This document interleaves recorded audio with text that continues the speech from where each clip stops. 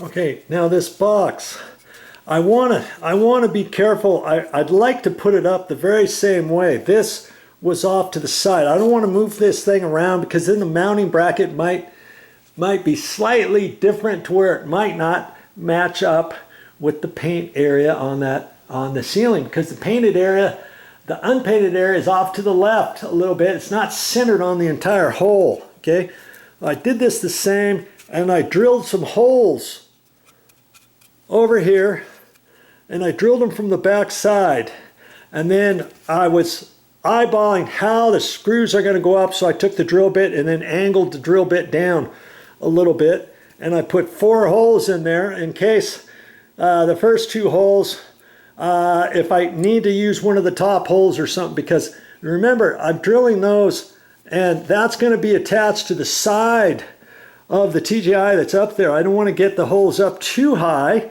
because then I might miss the TGI altogether. The bottom rail is only an 1.5 1.75 thick, and so my screws that go up there at an angle are already going up at an angle, so I can get it up through here, and I want enough holding power. So I do the first 2 on the bottom, see what happens. If I have to use one of the other top ones, I will, to get this box to lift up.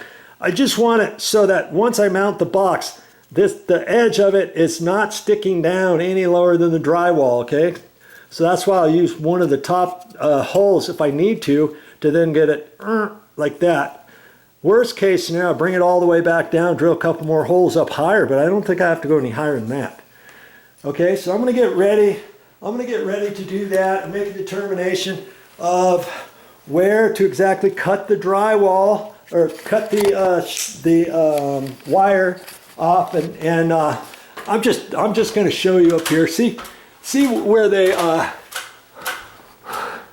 where the mounting bracket was before. It went from here and it went over beyond this painted area a little bit, but you see how far it is? I've got to reinstall it in the same place, and if I start flipping that box around any different ways, my thought is it's not going to cover over on here, and could I find the paint in the garage that was used 7 years ago and paint it and touch it up? Yeah, I could, worst case scenario, but I'm trying not to have to do all that.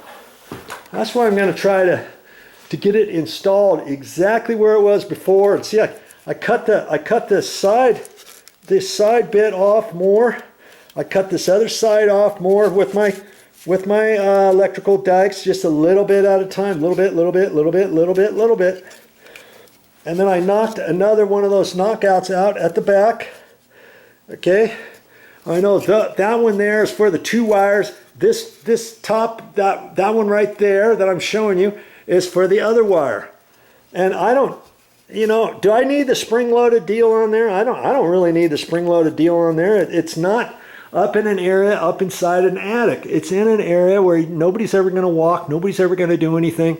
And do I need to have that wire as tight as I got that wire? No, I don't. Could I have left it? Yeah, I probably could have. Would have been a little bit trickier to get it in there and slide it in there. I probably could have done it, but I did it just for the sake of argument, to get the box up there easier, to jostle it around, maneuver it around, get it screwed up there properly and all that kind of stuff.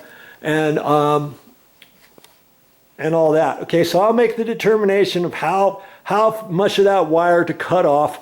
I'll probably leave 9 inches, 10 inches from the ceiling on down. Make sure it's at least as long as the other ones. And the other ones weren't sticking out very far. So I'm gonna do this one a little bit longer. I may have to cut it off later, but I'd rather have it long than have it too short. Okay, so I'll show you what that box looks like after I get it up there. Well, I can cross that one off my list. That's all I got for this time.